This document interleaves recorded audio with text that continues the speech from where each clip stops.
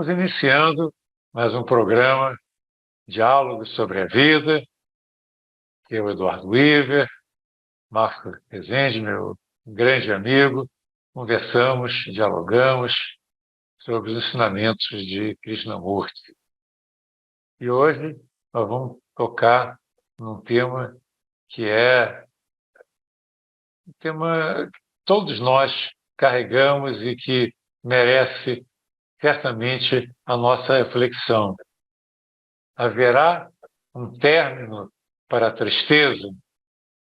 E essa não é uma pergunta que a gente deva dizer sim ou não. Que quando você fala sim ou não, você fechou a questão e acabou a investigação. É algo para nós deixarmos como um pano de fundo para nós procurarmos entender melhor por que existe tristeza, por que existe sofrimento e trabalhar essa questão tão fundamental ao longo dessa semana e ao longo também da nossa vida. Porque quanto mais nós conseguirmos penetrar nos mistérios da vida, conseguirmos, assim, esclarecer, lançar uma luz sobre a maneira como nós nos comportamos, e certamente a tristeza é um elemento que está presente na vida de todos nós. Acho que ninguém, nenhum ser humano, pode dizer que nunca ficou triste. A tristeza é algo que todos nós compartilhamos, independente da nossa cultura, da nossa religião ou ausência de religião, das nossas predileções políticas, econômicas, do estilo de vida que nós levamos. Enfim, ficar triste é algo que vem ocorrendo ao longo de toda a história da humanidade, e a tristeza está muito associada ao sofrimento. Tanto que Buda, assim, colocou como principal objetivo de todo o seu trabalho compreender a questão do sofrimento. Primeiro, né, constatar que esse sofrimento existe, depois dizer que ele tem uma causa, afirmar qual é essa causa e depois qual é o caminho para que nós possamos nos libertar do sofrimento. E na hora que você se liberta do sofrimento, você se liberta da tristeza, porque os dois estão sempre de mão dadas. Então vamos tentar trabalhar com a mente aberta, colocando de lado tudo que nós já concebemos na nossa mente, né? Na nossa memória, sobre a questão do sofrimento, da dor e também da tristeza, e trazer assim um vento fresco para tentar iluminar a nossa vida e tentar com que nós possamos ver a tristeza a partir de uma nova perspectiva. Mas é interessante, quando eu estava começando uma investigação sobre o trabalho que nós estamos realizando agora, aí eu fui, por acaso, eu estava ligado num playlist lá que eu tenho, né, de músicas brasileiras, bossa nova, e aí veio aquela música A Felicidade, do Vinícius, não sei se é do Vinícius, é do Tom, mas é uma letra muito bonita, né? E eu queria compartilhar, porque eu acho que ela exprime bem a maneira como a maioria dos seres humanos se sente. E essa tristeza, como diz o Krishnamurti, não é só a minha tristeza, é a tristeza da humanidade. Nós não podemos separar a minha tristeza, a tristeza individual da tristeza que existe no mundo. E como diz o Krishnamurti, nós somos o mundo. Então, olha só o que fala essa música e depois vamos questionar o que o Vinícius e o Tom falam, né? Tristeza não tem fim, felicidade sim. A felicidade é como a gota de orvalho numa pétala de flor. Brilha tranquila, depois de leve oscila e cai como uma lágrima de amor. Então, nesse início da música, né, ele coloca que a tristeza é a condição natural, vamos dizer assim, do ser humano, pelo menos na visão dele, né? Mas que a felicidade é algo efêmero, como uma gota de orvalho, uma pétala de flor que brilha, tal, depois oscila e cai, como uma lágrima de amor, ou seja, cai já dentro da perspectiva da tristeza. E mais para o final da música, ele fala: tristeza não tem fim, felicidade sim. A felicidade é como a pluma que o vento vai levando pelo ar. Voa tão leve, mas tem a vida breve.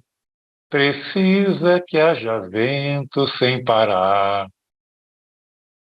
Então, mais uma vez, ele coloca a felicidade como algo, né, que dura muito pouco, né? Como uma pluma está sendo levada pelo vento, mas quando o vento para, acabou a felicidade e nós voltamos àquele estado, né, da tristeza que não tem fim. E a felicidade, sim, chega por momentos muito breves e depois vai embora. Então, será que é isso mesmo? Será que a nossa vida é uma vida em que a tristeza não tem fim? Ou seja, será possível colocar um fim na tristeza? E a mesma pergunta que o Buda se fez quando ele abandonou o castelo em que ele morava, onde nada lhe faltava, ele vivia condições excepcionais, com muita alegria, uma bela família, uma bela mulher e assim por diante, mas ele estava insatisfeito e ele percebeu que essa condição dele não era sustentável, não era real, era fictícia. E aí ele foi tentar descobrir a dor, né? Perceber, sentir a dor e, ao mesmo tempo, buscar a, a saída, né? Buscar uma solução para que essa dor pudesse ser superada, que significa a mesma coisa que superar também a tristeza. Então, essa é uma questão tão profunda, né? Tão fundamental. A gente pode até dizer que uma pessoa que nunca chorou é uma pessoa insensível, porque a tristeza é algo que surge na nossa vida, né? Você tem uma grande perda, se você passou por momentos muito difíceis, né? Se você não só teve uma perda de um ser querido, de um familiar, ou se você perdeu o emprego, você perdeu uma grande oportunidade que você ansiava muito na vida e você não conseguiu. Enfim, são muitas razões que podem trazer uma tristeza, uma frustração, né, e uma lágrima nos olhos. E o Krishnamurti ele fala uma coisa muito bonita, né? Você não pode evitar a tristeza, mas você pode deixar que ela floresça e depois desvaneça, que nem uma flor, né? Uma rosa que brota naturalmente, uma condição da sua vida, e depois murcha, depois ela se, né, desvanece e deixa de existir. Então, será possível que nós possamos, quando a tristeza chegar, não nos apegarmos a ela? Aliás, mais ainda, é possível nós vivermos sem apego? Então, eu passo a bola para o Marcos. Oi, Edu. Primeiro eu queria elogiar seus dotes de cantor aí, cara. Você realmente você deu um show aí. Tema bem interessante que você trouxe. Eu, assim, já refleti muito sobre a dor e o prazer, né? Dor e o prazer como dois lados de uma mesma moeda. E eu vejo a dor como aquela coisa que vem e, de alguma forma, uma parte do seu mundo está morrendo e dói. A dor psicológica, não a dor física. A dor física, você tem que botar um remedinho, fazer o repouso, alguma coisa para curar. Agora, a dor psicológica tem a ver com perdas, com frustrações, com situações não realizadas, enfim, com o sentimento que a gente tem de querer eternizar aquilo que é, por natureza, transitório.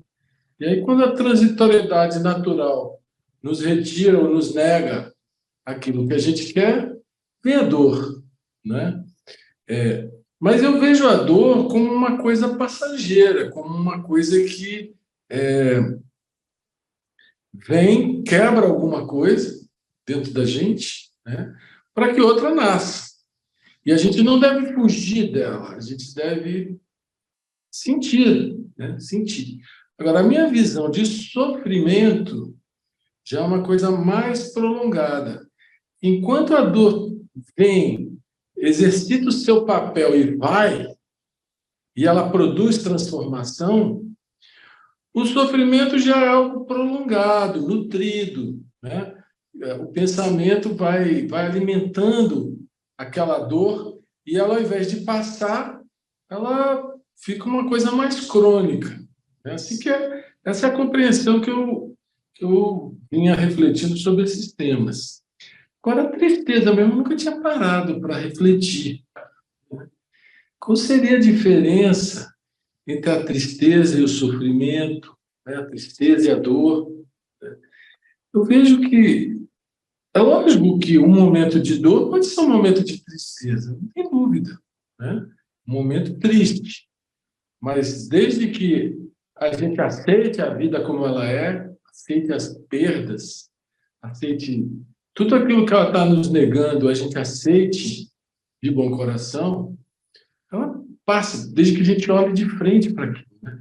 Agora, se a gente fugir, dissimular, fingir que não está doendo e tal, ela vai causar neuroses, vai causar outros problemas, vai sair por outros lados, até mais complicados do que aquela dor que é vista de frente. Agora, o que seria tristeza? Tristeza como uma coisa que não tem fim, já que você citou a música aí do Vinícius e do Tom, né? O que seria essa tristeza que não tem fim?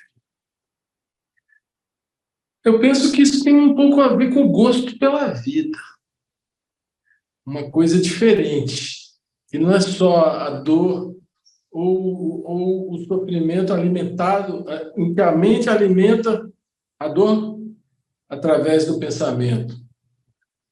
Eu penso que, na verdade, prazer e dor, e tristeza e alegria, nesse sentido, não aconteceu o que eu quis, estou triste. Aconteceu o que eu quis, eu estou alegre. Então, enquanto essas polaridades, é que nem você falou, elas vão acontecer sempre, né? Mas existe outro tipo de tristeza mais profunda, assim como existe um outro tipo de felicidade mais profunda. E eu vejo que a tristeza é como um buraco que a pessoa se enfia, né? Um buraco psicológico, uma limitação de perspectiva que ela cria para ela mesma, e que a vida fica sem graça, sem sentido, né? Aquela coisa que vai consumindo a vitalidade da pessoa. Então, eu vejo necessariamente como uma questão do ego. O nosso ego, o ego psicológico, ele é uma estrutura psicológica que recebe essa vida divina, essa vida criadora. E ela condiciona essa vida criadora aos padrões estabelecidos por esse ego psicológico ao longo da vida. Quando o padrão desse ego é esse buraco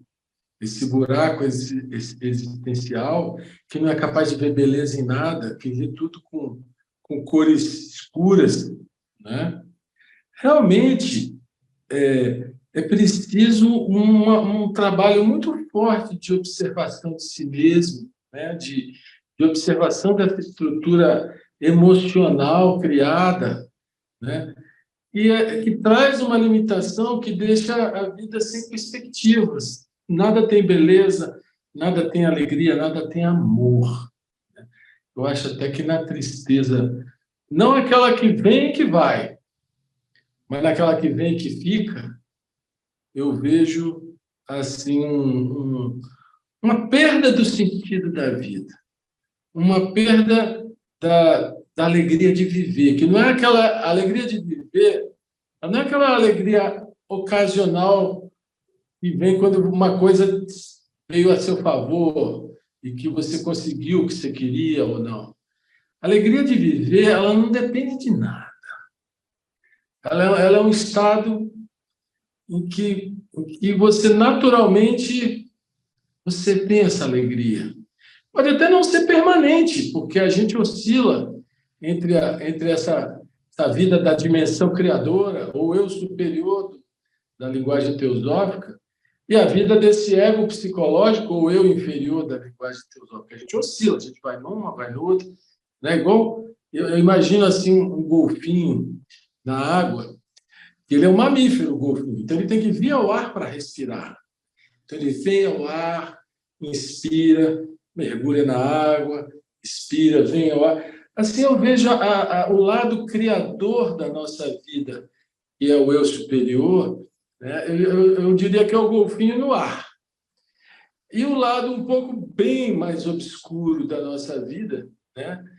Que é quando ele mergulha na água, que a água é turva, é quando a nossa consciência penetra nos recantos próprios do ego psicológico, que é aí onde pode morar a tristeza. Né? Então, será que nós somos capazes de perceber esse movimento?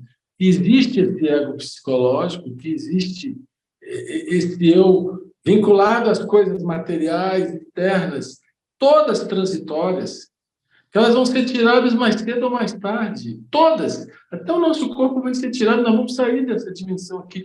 Tudo daqui é transitório. Né? Quando a gente compreende essa transitoriedade, não apenas no sentido intelectual, mas a gente aceita essa transitoriedade, quando a gente aceita a perda, o sofrimento cessa. E quando o sofrimento cessa, a tristeza pode ir embora. Né? Então, assim, eu vejo que perceber essas dimensões que somos nós mesmos, que ora nos submergimos numa delas e ora, vamos dizer assim, nos elevamos a outra, uma é alegria espontânea, uma vê beleza em tudo, vê tudo com olhos de amor. A outra já é uma tendência negativa, interesseira, prática, egoísta, né? E já é onde a tristeza pode criar raízes. Será que nós somos capazes de ver esse eu, esse ego, essa trincheira, essa prisão que a gente cria para nós mesmos? Eu tenho a impressão que esse assunto da tristeza e do fim da tristeza, ele passa necessariamente por uma compreensão a mais ampla possível de quem somos nós. Quem somos nós? E sempre que nós nos atarmos ao que é transitório, Fácil de falar, né? Que a gente não deveria se atar, mas o que muda é a atitude, não é a fala, né? Então, sempre que nós nos atarmos ao que é transitório, o caminho da tristeza está preparado. E se nós deixarmos, ainda quando a vida nos subtrai alguma coisa, ou alguém que nós amamos muito, né? Nós vivermos a perda de frente, vivermos a dor de frente, sem querer ser hipócrita de que não teremos dor, mas deixarmos ela entrar, ficarmos com ela e permitirmos que ela saia, sem nenhum alimento de autopiedade, de coitado de mim, que absurdo, logo comigo, por que comigo? As coisinhas que o pensamento faz, que a tristeza que devia vir, produzir uma transformação, a tristeza não, a dor, deveria vir, produzir uma transformação e passar, ela se eterniza como sofrimento e também como tristeza, né? Então, eu acho que o processo é mais amplo. Ele implica naquela pergunta: quem sou eu? Quem sou eu? Se nós aceitarmos que nós estamos aqui de passagem e essa aceitação for profunda e real, porque é um fato inexorável que daqui a 100 anos ou menos nenhum de nós vai estar aqui. Esse fato é inexorável. Se a gente vê essa verdade como ela é e aceitarmos ela e deixarmos a vida nos levar na hora que ela tiver que levar, ou levar o que ela tiver que levar na hora que tiver que levar, a gente aceitar esse fluxo que é vida e morte sendo parte da mesma coisa, né? Eu acho que a alegria aparece. Aparece porque a gente vai na onda. Mas se a nossa consciência estiver focada no eu e no transitório, meu querido, vai doer, vai sofrer, e a tristeza vai ser companheira, né? Chegamos ao final desse nosso primeiro bloco. Estejam conosco. Daqui a pouco nós já retornamos. Até já.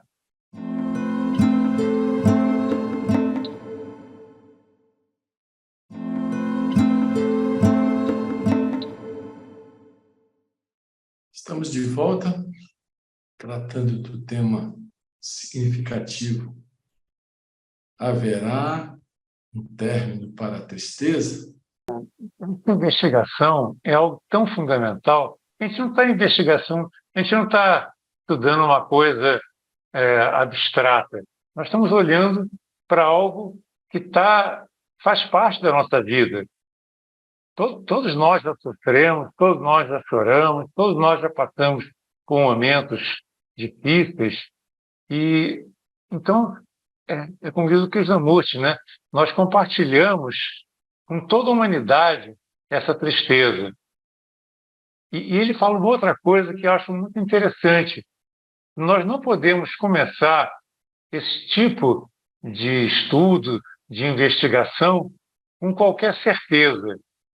Porque a certeza, ele diz assim, aqueles que começam com certeza terminam com incerteza.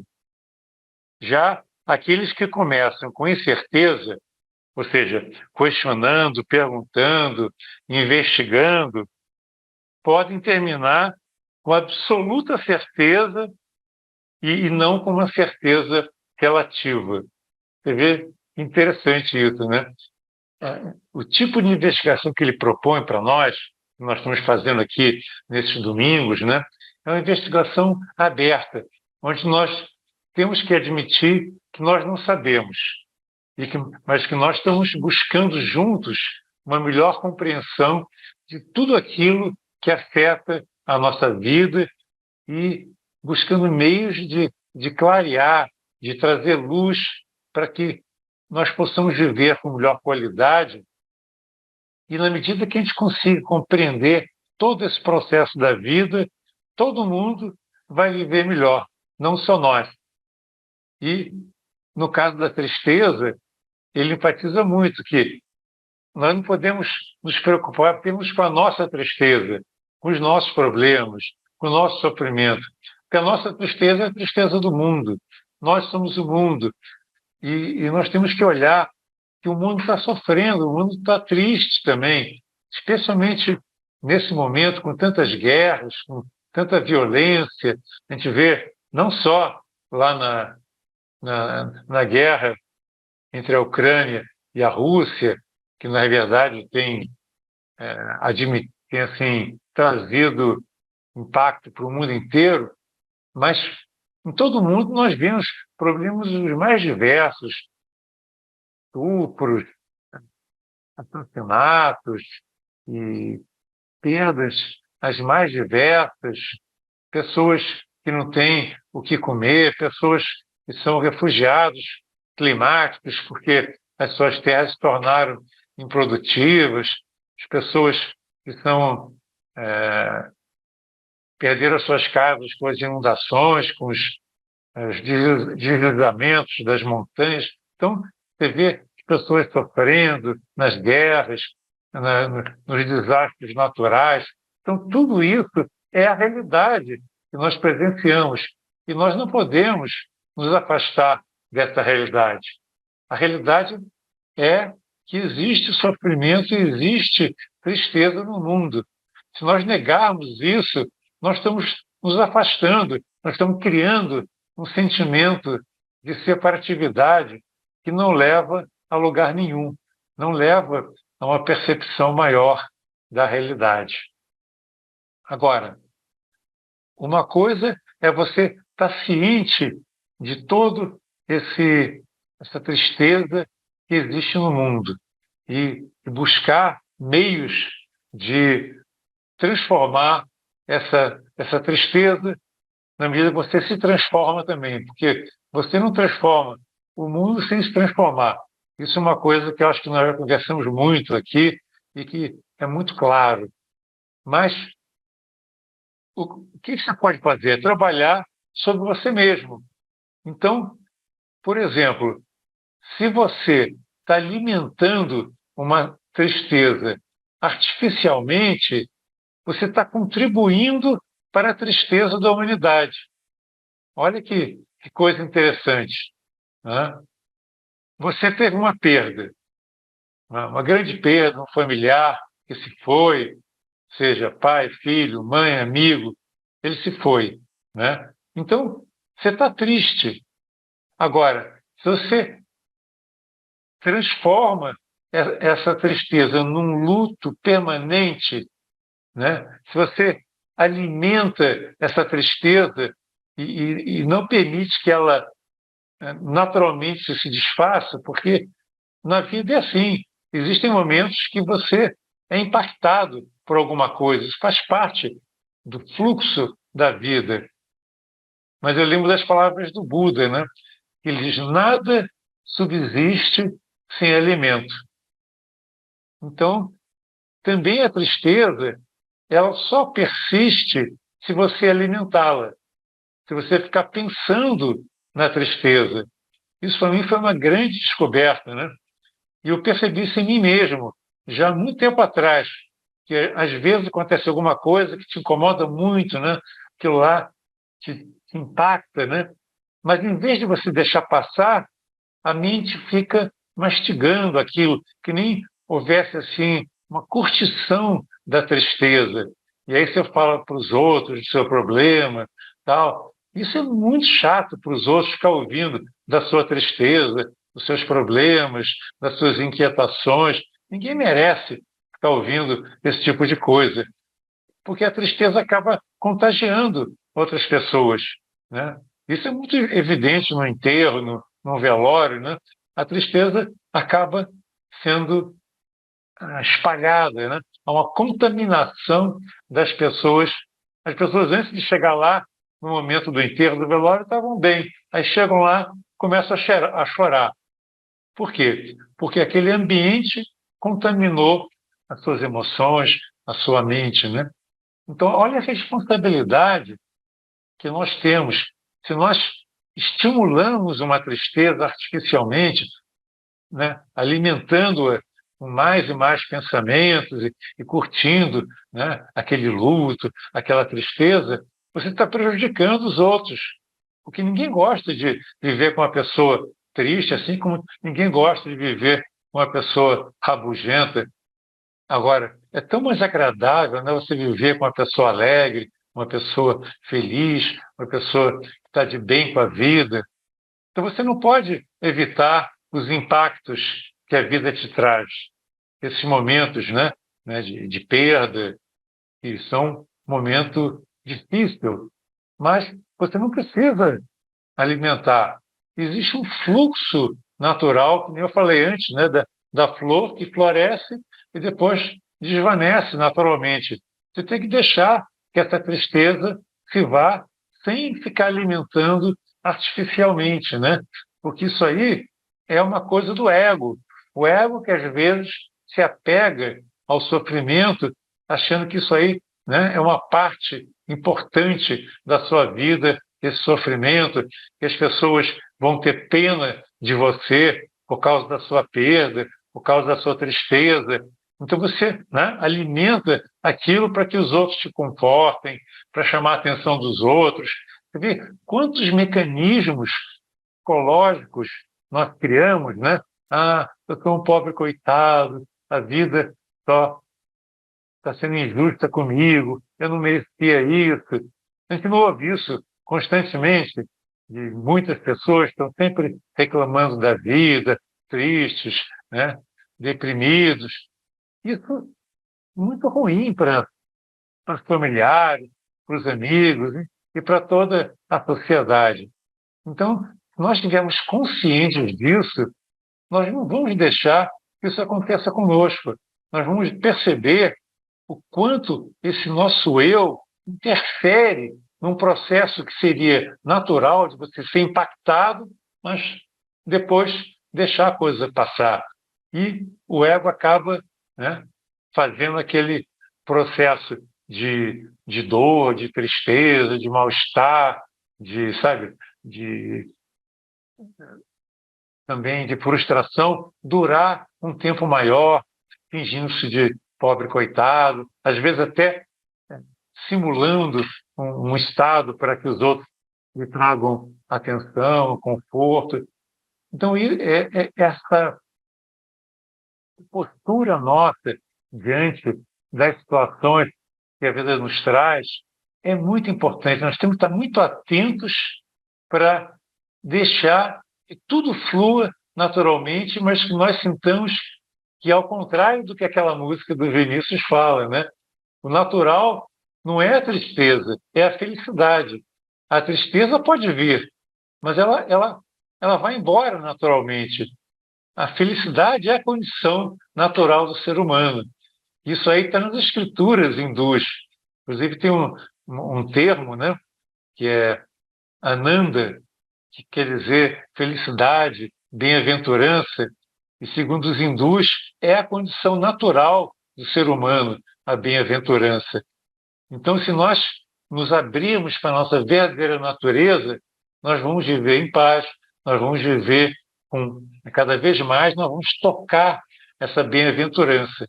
Enquanto nós estivermos aqui nesse mundo, ocasionalmente algumas coisas vão nos fazer sofrer e ter alguma tristeza. Mas essa não pode ser a condição natural. E isso que eu acho importante a gente perceber. A condição natural não é a tristeza, é a bem-aventurança. O que você acha, Marcos? Depende de onde a consciência está, né, Edu? Se a consciência estiver presa no eu, a condição natural vai ser essa oscilação da tristeza e da alegria resultante do prazer, né? Se a consciência conseguir perceber esse eu e, de alguma forma, transcendê-lo, aí esse estado de bem-aventurança que você falou vai ser o estado natural. Mas olha só, você colocou a pergunta: haverá um término para a tristeza? Essa foi a pergunta da nossa reflexão de hoje. Eu vou chamar o Krishnamurti para responder isso. E olha o que ele fala aqui. A tristeza pode terminar imediatamente. A liberdade não está no fim, porém no começo. Para compreender isso, precisa haver o começo da liberdade, a liberdade de ver o falso como falso, a capacidade de ver as coisas como elas são, não com o tempo, mas agora mesmo. Então, quando a gente está afundado na tristeza, a gente criou um emaranhado para nós mesmos, relacionado ao que eu queria que continuasse, não continuou e terminou, ou eu queria ter atingido ou não atingiu. Sempre tem um querer no fundo dessa tristeza, né? E sempre alguma coisa externa, onde tudo é passageiro, tudo do mundo externo é passageiro, né? Então, ver o falso como falso, ver as coisas como elas são, é ver o transitório como transitório. Então, se a gente vê que a vida não se renovaria, não existiria vida sem morte, né? Imagina, todo mundo aqui há 10, 20, 30 mil anos aqui, petrificando, eu e você, Edu, que vida seria essa? Não é não? Então, a vida é renovação. E para haver renovação tem que haver morte, né? Morte do que for, tudo desse mundo é passageiro. E a dor, o sofrimento é morte do eu, porque cada um cria o seu mundinho particular, as coisas que gosta, as coisas de pessoas a que está apegado, cada um é o seu próprio mundo. E na hora que a vida tira um pedaço daqui, outro dali, quando não tira tudo, dor e sofrimento, né? Então, perceber a verdade dessa transitoriedade, perceber o transitório como ilusório e descobrir lá no mais profundo de si mesmo aquilo que não está sujeito ao tempo, que está sempre presente no eterno agora. Essa descoberta pode terminar o sofrimento. Então, é como se você rasgasse o eu com as suas ilusões, seus quereres, seus apegos, seus medos, suas buscas, suas ânsias, rasgasse isso tudo num ato assim, instantâneo e pronto, deixa a vida fluir, vai com ela. Aí você vai com aquela brisa que o Vinícius falou, né? Com aquela expressão natural, com aquela água da cachoeira que vai caindo, fluindo, caindo, fluindo. Isso é a vida. Mas nós estamos sempre retendo esse rio. Ou como o Krishnamurti fala, o rio é caudaloso e nós queremos fazer uma poça na margem, assim, para termos segurança. E nessa poçazinha que a gente faz, a água ali fica estagnada. Então, assim, eu vejo que a coisa da tristeza é um deixar-se afundar. É permitir que o pensamento fique tricotando, falando abobrinha negativa e tal. E a mediocridade vai criando aquele estado emocional e vai só afundando, né? Na medida que a gente olha com energia, com vigor para isso tudo, né? Na medida que a gente percebe esse movimento natural do pensamento, porque ele tende a ser mais pesado. Nós é que temos que ascender a níveis mais leves, mais sutis do que o próprio pensamento, né? O pensamento sempre vai tender a ser mais pesado. Então, se a gente for capaz de botar energia e viver no presente, não há motivo para tristeza. Você aceita a vida como ela é. Agora, é no teu querer ou não querer que a tristeza está enraizada ali. A gente volta à velha questão. O eu é a fonte de todo sofrimento. E a libertação do eu, agora, não é da manhã depois. É ter a intensidade para rasgar esse eu toda hora. Aí você respira o ar puro, né? Você se abre para essa dimensão que você falou, que ela é bem-aventurança, ela naturalmente é bem-aventurança, ela naturalmente é amor ilimitado, ela naturalmente é paz, é harmonia. Mas na dimensão do eu, que a gente toda hora submerge, isso tudo é blá, blá, blá. Na dimensão do eu, a pessoa está ali querendo o que vai dar prazer, o que vai incomodar, quero evitar isso, quero buscar aquilo. Então, nesse movimento dual de busca do prazer e fuga da dor, é inevitável o sofrimento, é inevitável a tristeza, né? E quando a pessoa torna isso um padrão na sua vida, a vida passa a ser a própria tristeza e ela passa a contribuir para a tristeza do mundo, né? E quando ela percebe que esse buraco é perigoso, é triste mesmo, e rompe com tudo isso e aceita as perdas para ver outro frescor, outras experiências, a vida sempre, e ela nos nega alguma coisa, sempre, se nós estivermos abertos, ela sempre tem algo melhor para nós. Sempre. O problema é que nós não estamos abertos.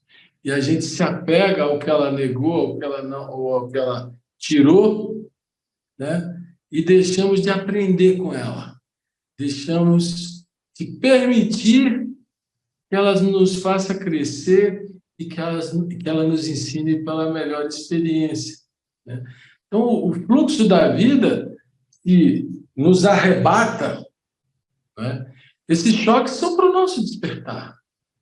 Mas nós fechados, enclausurados na nossa busca de segurança, no nosso pequeno euzinho, no nosso egoísmo, ao invés de aproveitarmos esses baques para quebrar da estrutura do eu, nos abrirmos para algo muito maior do que ele, nós vamos lá, juntamos caquinho, colamos e voltamos de novo para o fundo do buraco.